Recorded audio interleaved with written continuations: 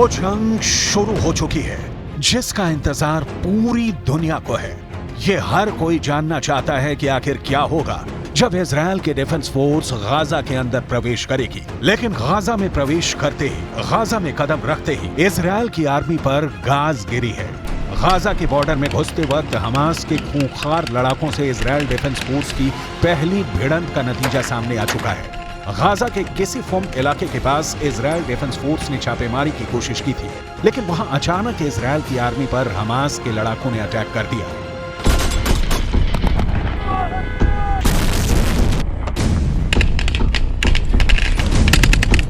Hamas के लड़ाकों ने इजराइल के मरकावा टैंक पर एंटी टैंक मिसाइल लॉन्च कर दी, जिसमें एक इजरायली सैनिक मारा गया है और कई घायल हुए हैं। गाजा को हमास ने एक ऐसा किला बना दिया है जिसको जीतने के लिए इजराइल को भारी कुर्बानी देनी पड़ सकती है, और ये बात पहली खतरनाक खूनी झड़प से समझ में आ रही है। अभी 2 दिन पहले ही इजराइल आर्मी के chief of staff Herzi Halevi ने अपने कमांडर्स को संबोधित करते हुए कहा था कि गाजा पर इजराइल के द्वारा की जा रही एयर स्ट्राइक से ये ना समझा जाए कि हमास कमजोर हो गया है।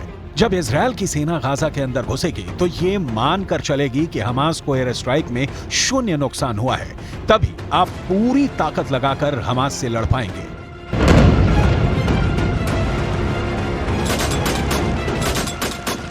इजराइल के चीफ ऑफ आर्मी स्टाफ की ये बात सही होने में सिर्फ 2 दिन का वक्त लगा, और ये नजर आ गया कि अभी भी गाजा की जमीन पर हमास की पकड़ कितनी मजबूत है।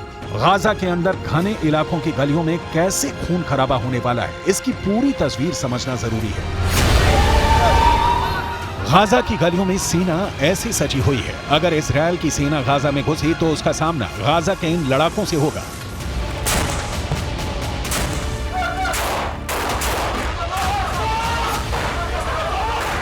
इजराइल का दावा है कि उसकी सेना जमीन के रास्ते गाजा में दाखिल होने को तैयार है। इजराइल की सेना गाजा बॉर्डर पर डटी हुई है। हवाई रास्ते इजराइल गाजा को जमींदोज करने में लगा है।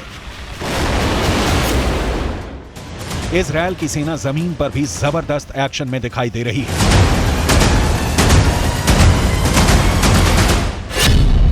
इजराइल की सेना की योजना मरकावा टैंक के साथ गाजा की गलियों में दाखिल होने की है। इजराइल का मरकावा दुनिया का सबसे सीक्रेट टैंक के रूप में पहचाना जाता है, जिस टैंक के खिलाफ अचूक मानी जाने वाली मिसाइल भी नाकाम हो जाती है। लेकिन गाजा का दावा है कि वो इन टैंकों को भी फोड़ सकता है। इजराइल की सेना जमीन के रास्ते गाजा में किसी भी वक्त दाखिल हो सकती है, लेकिन गाजा भी उनको मुंहतोड़ जवाब देने के लिए तैयार है। अब सवाल यह है कि गाजा में हमास इजराइल के सैनिकों का मुकाबला कैसे करेगा। इजराइल की सेना को रोकने के लिए हमास के पास और क्या है? गाजा को लेकर पूरी दुनिया इस वक्त सिर्फ 3 सवाल पूछ रही है।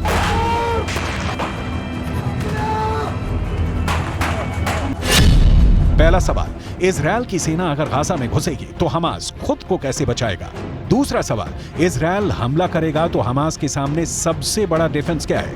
तीसरा सवाल, इजराइल की सेना अगर गाजा में दाखिल होने में कामयाब हो गई तो हमास इजराइल को कैसे हरा सकता है या फिर उसे बुरी तरह जख्मी कर सकता है?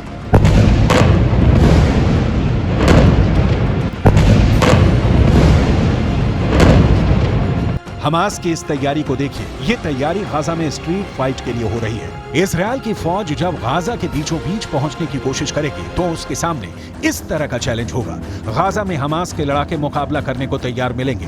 वहीं इजराइल की सेना की एक टुकड़ी गाजा के बॉर्डर के अंदर दाखिल होने के लिए जंग लड़ रही है। वहीं दूसरी टुकड़ी गाजा में स्ट्रीट फाइट की तैयारी कर रही है। गाजा को लेकर पूरा ऑपरेशन या कहें कि जंग कितनी खतरनाक हो सकती है, इसका अंदाजा आप इन तस्वीरों से लगा सकते हैं। इस वक्त गाजा पर इजराइल की सेना बड़े पैमाने पर बमबारी कर रही है। बावजूद इसके गाजा इजराइल से लोहा लेने के फुल मूड में है।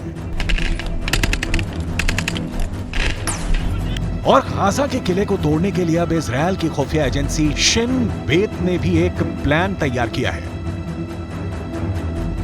7 अक्टूबर को इजराइल के दक्षिणी हिस्से में जब हमास के आतंकी घुस गए और सैकड़ों लोगों का कत्ल किया तो पूरी दुनिया में मोसाद की आलोचना हो रही थी।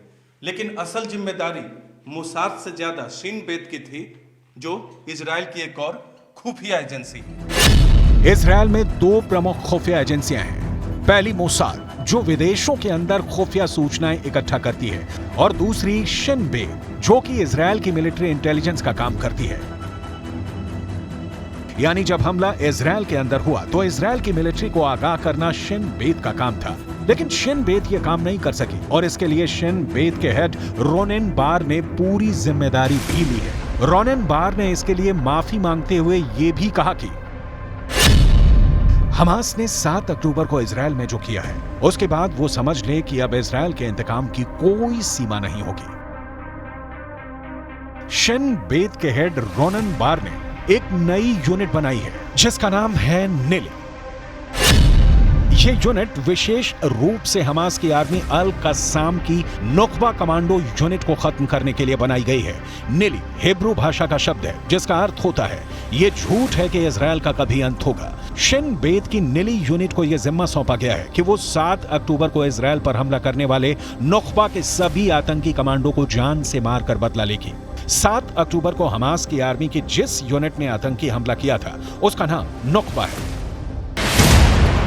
7 अक्टूबर को नुकबा के करीब 2500 आतंकी दक्षिण इजरायल के इलाके में घुसे थे और लगातार 2 हफ्ते तक यह ऑपरेशन चला था, जिसमें 1500 के करीब नुकबा कमांडो इजरायल की आर्मी ने कॉम्बैट ऑपरेशन में मार गिराए थे।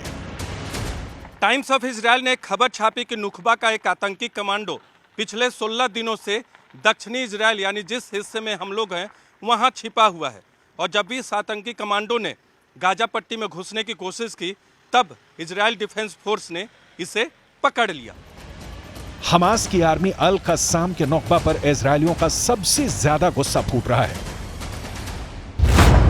इजरायल के अखबार टाइम्स ऑफ इजरायल ने यह खबर छापी है कि इजरायल की एयरफोर्स ने नुकबा के 2 कमांडो रविवार को एयर स्ट्राइक में मार डाले हैं। इसी नुकबा की करतूतों की वजह से आज पूरा गाजा जल रहा है। अगर हमास के इस खतरनाक यूनिट ने दरिंदगी नहीं दिखाई होती तो आज इजरायल और गाजा के बीच यह खतरनाक जंग नहीं चल रही होती।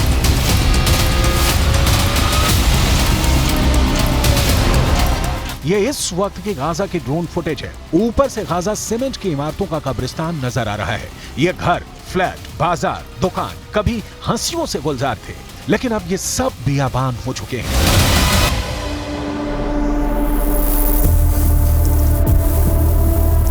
फिलिस्तीन के अखबारों की रिपोर्ट्स के मुताबिक अब तक इजरायल की एयरफोर्स 6000 इमारतों को जमींदोज कर चुकी है और इस तबाही में 14000 से ज्यादा फ्लैट्स तबाह हो चुके हैं। इजरायल की एयरफोर्स अब तक गाजा के 60 सरकारी भवनों को भी तबाह कर चुकी है। इजरायल की एयरफोर्स इसलिए भी इन ऊंचे टावर्स को निशाना बना रही है क्योंकि वो ये नहीं चाहती कि बाद में इन ऊंचे टावर्स का इस्तेमाल स्नाइपर्स कर सके। ऐसी तबाही गाजा के अंदर होगी, ये पूरी दुनिया को अंदाजा नहीं था। इजरायल के इंतकाम की कोई सीमा नहीं और गाजा के लोगों के दुख की भी इस वक्त कोई सीमा नहीं है। ये एक फिलिस्तीनी महिला है जिसने इस तबाही में अपना परिवार खो दिया है।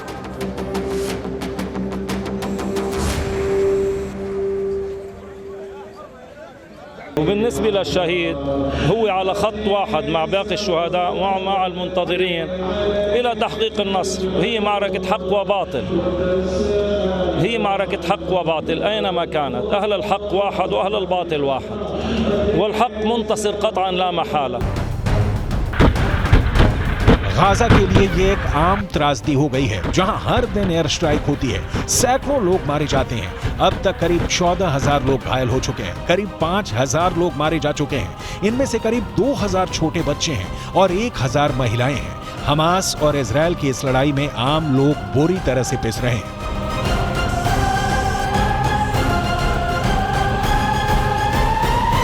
معظم الإصابات والشهداء الذين وصلوا إلى مستشفى شهداء الأقصى من النازحين، يعني هناك أعداد كبيرة من النازحين وصل إلى مستشفى شهداء الأقصى، معظمهم يأوونهم في منازل أقاربهم، ووصلوا إلينا عبارة عن جثث وأشلاء مقطعة.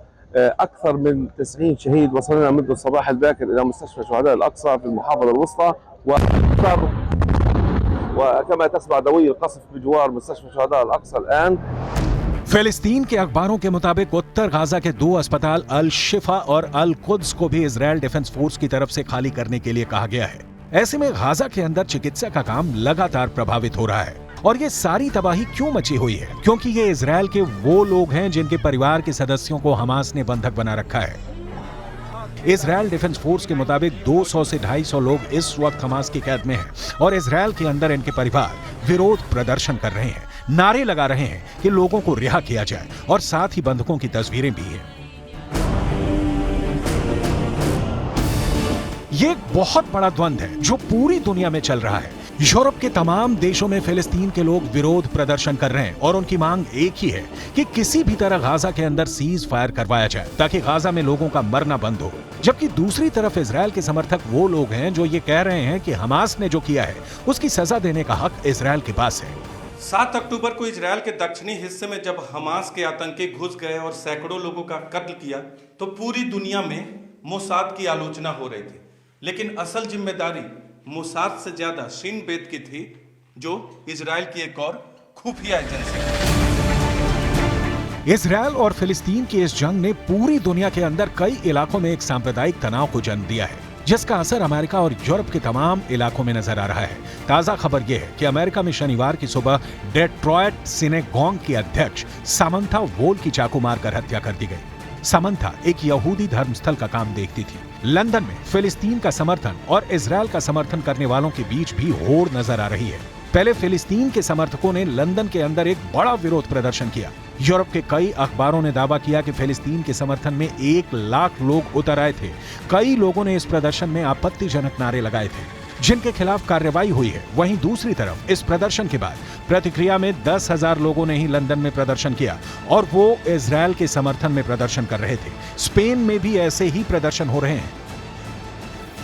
Esto se va a repetir cada ciertos años, se va repitiendo la misma historia. Si no buscamos una solución fija, que el Estado sionista respete las leyes internacionales, no va a haber una solución a corto plazo. Lo que está pasando ahora pasó hace 10 años y volverá a pasar de aquí a 10 años otra vez. Spain के Barcelona में एक बहुत बड़ा विरोध प्रदर्शन हुआ है। हजारों लोग फिलिस्तीन के झंडे लेकर बार्सिलोना में उतर गए। ये लोग फिलिस्तीन के समर्थन में नारे लगा रहे थे और तुरंत सीज फायर करने की मांग कर रहे थे। No servirá para nada porque los autores de las masacres y los autores y los cómplices de las masacres no estaban, ni el Estado de Israel, ni Estados Unidos, ni la Unión Europea en general. Todos los que estaban allá son títeres, no tienen ninguna autoridad, ni tienen ninguna voluntad ni pueden solucionarlo. युद्ध की विभीषिका इतनी बड़ी है कि रफा crossing के पास भी जब इजराइल के टैंक का एक फायर हुआ तो इजिप्ट में हड़कंप मच गया। बाद में इजिप्ट की फोर्स की तरफ से ये सफाई दी गई कि इजराइल ने मान लिया है कि ये फायर गलती से हुआ था। कुल मिलाकर अगर गाजा की तबाही को नहीं रोका गया तो जल्द ही पूरा वेस्ट एशिया और अरब खौलने लगेगा।